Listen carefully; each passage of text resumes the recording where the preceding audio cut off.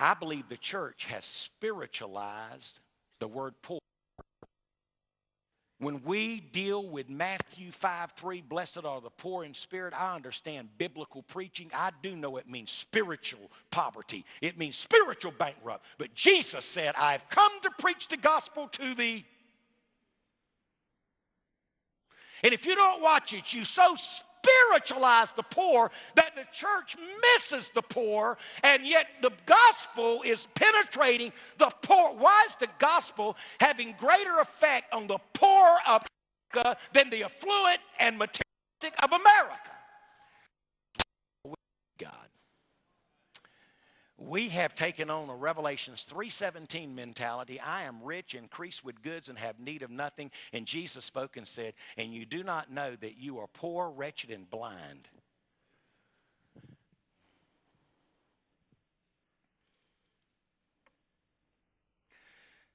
He says, I was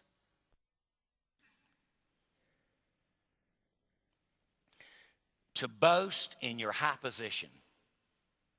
I think my wife, sometimes some of you say, Pastor Johnny, you've traveled most places around the world. Not long before my dad died. Freddie, I don't know if you knew this or not, but he just said to me, hey, boy, I was trying to tell somebody. And I've been around my dad a lot, and we hadn't had a lot of conversations.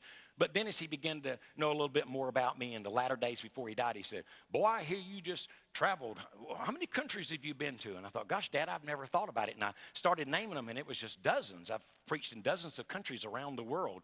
And I began to tell him all these places. To me sometimes, all the places you've ever traveled around the world, where's your favorite place? Who have you enjoyed ministering to the most? Go ahead and tell me, Jan, where is it? There it is. See, we both agree on this. Africa, East Africa, Kenya. Some of the happiest people we ever met, are y'all listening? Lived in a house made of cow manure.